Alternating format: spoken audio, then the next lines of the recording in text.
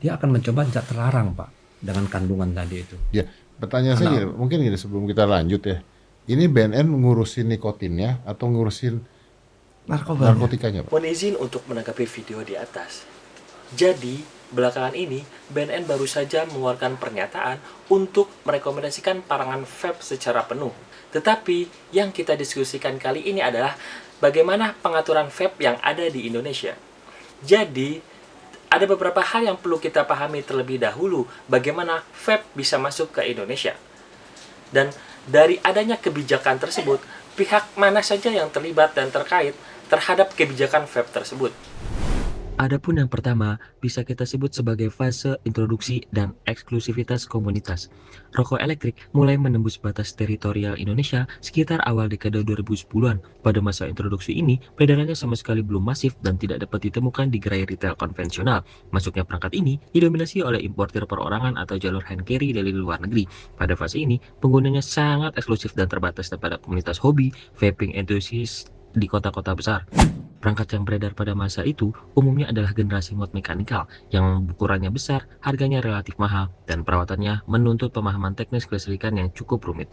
Oleh karena itu, pada masa awal ini, rokok elektrik belum dipandang sebagai ancaman kesehatan masyarakat yang mendesak, apalagi ancaman keamanan nasional. Fase selanjutnya adalah eskalasi komersial dan konsolidasi industri. Hal ini terjadi pada tahun 2014 hingga 2017. Memasuki rentan waktu 2014 hingga 2015, landscape rokok elektronik di Indonesia mengalami transformasi radikal. Lahirnya inovasi perangkat yang lebih ringkas dan harga yang semakin terjangkau memicu ledakan pengguna di luar komunitas hobi. Gerai-gerai khusus rokok elektronik atau vape store menjamur pesat di berbagai sudut kota. Di saat yang sama, industri cairan lokal atau brewer liquid mulai bermunculan, memproduksi ribuan varian rasa yang secara psikologis sangat menarik bagi demokrasi usia muda. Menyadari besarnya potensi ekonomi dan masifnya perkembangan pasar, para pelaku usaha menjadi perlunya sebuah payung organisasi. Pada tahun 2015, Asosiasi Personal Favorizer Indonesia atau disebut sebagai AFI resmi didirikan untuk mengonsolidasikan para importir, produsen lokal, hingga pengecer. Melalui konsolidasi organisasi ini, industri rokok elektronik di Indonesia memiliki posisi tawar yang jauh lebih kuat untuk mempertahankan eksistensinya, sembari terus menggaungkan narasi harm reduction atau pengurangan bahaya tembakau sebagai tapeng pelindung bisnis mereka. Selanjutnya adalah legitimasi fiskal. Pada tahun 2018 menjadi titik balik historis yang paling menentukan bagi nasib rokok elektronik di Indonesia. Merespons peredaran yang tidak terkendali, pemerintah melalui Kementerian Keuangan memutuskan untuk melakukan intervensi. Tepat pada 1 Juli 2018, pemerintah secara resmi mengenakan cukai sebesar 57% terhadap produk cairan rokok elektronik yang dikategorikan sebagai hasil pengolahan tembakau lainnya atau bisa disebut sebagai HPTL. Bagi negara, kebijakan cukai ini dirancang sebagai instrumen fiskal untuk mengendalikan konsumsi dan mengawasi peredaran barang. Fase selanjutnya adalah fase yang biasa disebut sebagai fase lonjakan epidemi generasi muda.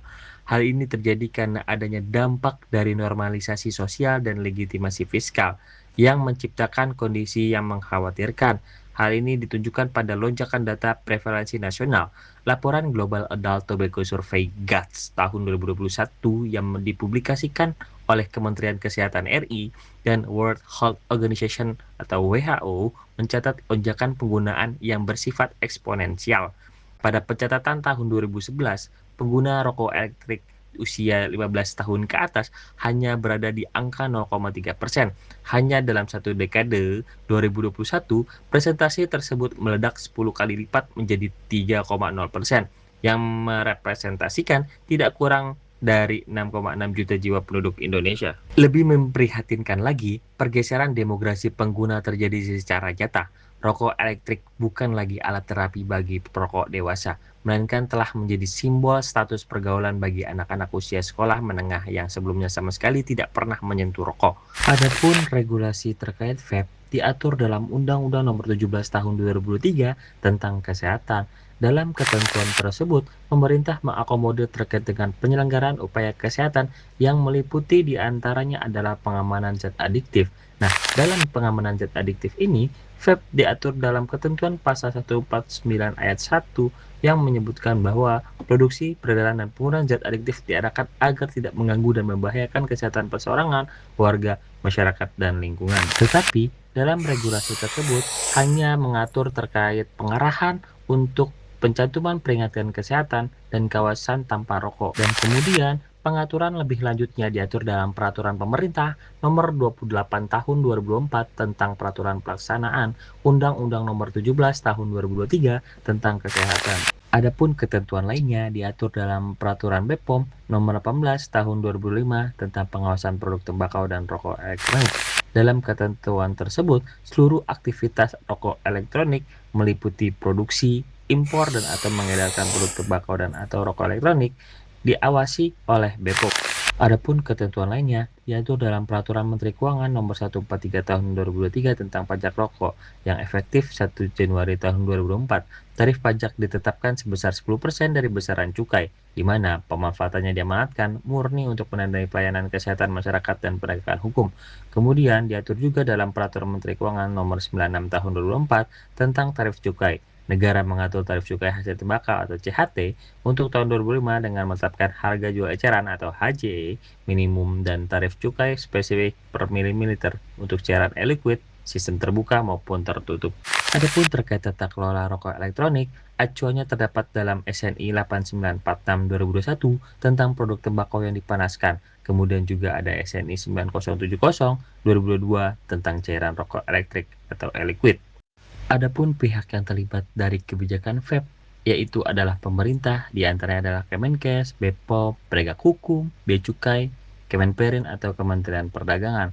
Sedangkan untuk industri vape adalah pelaku usahanya sendiri dan petani tembakau. Namun, bagaimana jika vape yang didapati adalah kandungan narkotika, maka di situ BNN dapat mengintervensi untuk menindaklanjuti terhadap kejahatan narkotika dan bertindak berdasarkan ketentuan Undang-Undang Nomor 35 Tahun 2009 tentang narkotika. Namun, terdapat beberapa hal menarik kalau kita perhatikan dalam PP tentang pelaksanaan Undang-Undang Kesehatan, di dalamnya mengatur beberapa ketentuan yang dilarang, diantaranya menggunakan bahan tambahan, dilarang menyuruh atau memerintahkan untuk menjual, membeli, atau mengkonsumsi produk tembakau dan rokok elektronik kepada setiap orang di bawah usia 21 tahun, kemudian dilarang memberikan produk tembakau, rokok elektronik, dan atau barang yang menyerupai produk tembakau dan elektronik secara cuma-cuma kepada anak, remaja, dan perempuan hamil. Sehingga apabila hal yang dilarang dalam ketentuan tersebut dilakukan, maka hanya bersifat administratif, tidak dapat dilakukan ketentuan pidana atau dikenakan pidana. Kesimpulannya adalah bahwa vape diatur dalam Undang-Undang Kesehatan karena merupakan bagian dari aktivitas yang berkaitan dengan kesehatan dan perlu upaya pengawasan dan pengendalian. Namun dalam ketentuan tersebut hanya menekankan kepada pencantuman peringatan kesehatan dan penetapan kawasan rokok, dan jika terdapat di luar dua hal tersebut, maka sifatnya hanya administratif.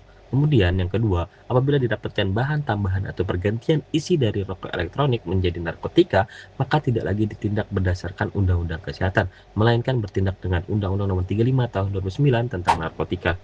Walaupun secara regulasi yang pada intinya rokok elektronik dapat menurunkan prevalensi perokok dan mencegah perokok pemula dan meningkatkan kesadaran bahaya merokok, dalam beberapa artikel ilmiah kesehatan, nyatanya rokok elektronik mempunyai tingkat keberbahayaan 2 kali lipat bahkan lebih dari rokok biasa. Demikian penjelasan yang saya sampaikan, semoga dapat dimaknai dengan baik dan dimengerti.